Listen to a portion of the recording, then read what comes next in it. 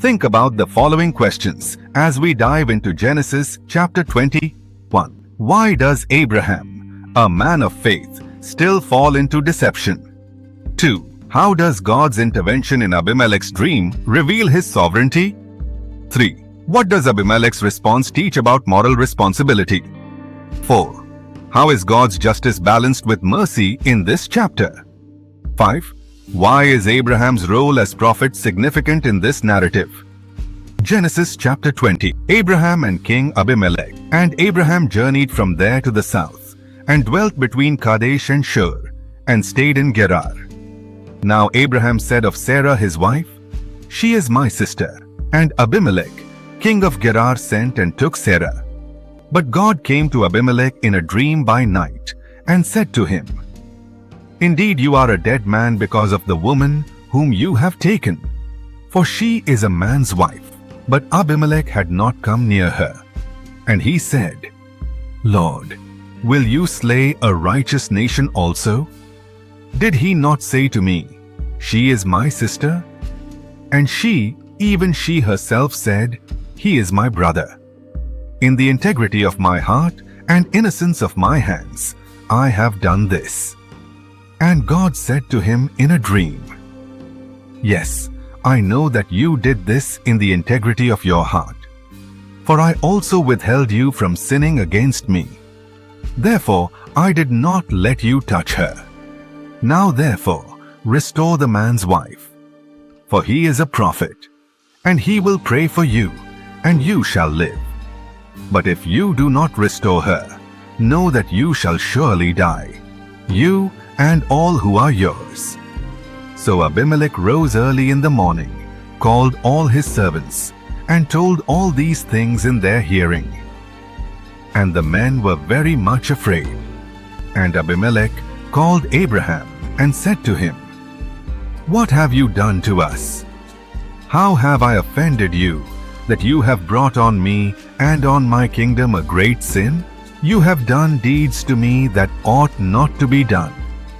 Then Abimelech said to Abraham, "What did you have in view, that you have done this thing?" And Abraham said, "Because I thought, surely the fear of God is not in this place, and they will kill me on account of my wife. But indeed, she is truly my sister. She is the daughter of my father, but not the daughter of my mother, and she became my wife. And it came to pass, when God caused me to wander from my father's house, that I said to her, 'This is your kindness that you should do for me. In every place, wherever we go, say of me, He is my brother.'" Then Abimelech took sheep, oxen, and male and female servants, and gave them to Abraham, and he restored Sarah, his wife, to him. And Abimelech said, "See, my land is before you. Dwell where it pleases you." Then to Sarah he said, "Behold, I have given your brother 1,000 pieces of silver. Indeed, this vindicates you before all who are with you and before everybody." Thus she was rebuked. So Abraham prayed to God, and God healed Abimelech, his wife, and his female servants. Then they bore children, for the Lord had closed all the wombs of the house of Abimelech because of Sarah, Abraham's wife. Now this is the theological concepts. Genesis 20 presents profound theological concepts centered on human frailty, divine sovereignty, and covenantal faithfulness. Abraham's deception, Abimelech's integrity, and God's intervention highlight themes of sin, protection, and grace that remain central to biblical theology.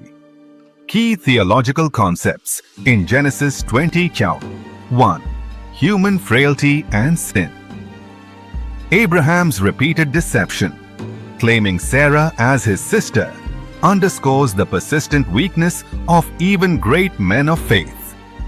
This illustrates that sin is not eradicated by covenantal election. Even the chosen patriarch struggles with fear and dishonesty. 2. divine sovereignty and protection. God intervenes directly through a dream to Abimelech, warning him of sin and protecting Sarah. This demonstrates God's sovereign control over human affairs, ensuring His promises to Abraham are not thwarted by human error. It affirms that God protects His covenant people, even when they act wrongly. 3. Integrity and moral responsibility. Abimelech, though a pagan king, is portrayed as acting with integrity once informed of the truth. This shows that moral responsibility is universal, and God holds all people accountable to His standards. It also highlights that truthfulness is essential in covenant relationships, contrasting Abraham's failure with Abimelech's obedience. 4. Divine justice and mercy. God threatens Abimelech with death, but also provides a way of escape through repentance and restitution. This balance of justice and mercy reflects God's character. He punishes sin, but offers grace when people respond rightly. 5. Prophetic mediation. Abraham is identified as a prophet. Genesis 20:7, and Abimelech must seek his intercession for healing. This emphasizes the role of prophets as mediators between God and humanity, foreshadowing Christ's ultimate mediation. 6. Covenantal faithfulness. Despite Abraham's failure, God remains faithful to His covenant promises, ensuring Sarah is preserved to bear Isaac. This reveals the unconditional nature of God's covenantal faithfulness, which does not depend on human perfection. Implications for faith today. Trust in God's sovereignty. Even when human actions fail, God's purposes stand firm. Commitment to integrity. Truthfulness is vital in relationships and witness. Hope in God's faithfulness. Our weaknesses do not nullify His promises. Value of intercession. Prayer and mediation remain central in God's dealings with His people.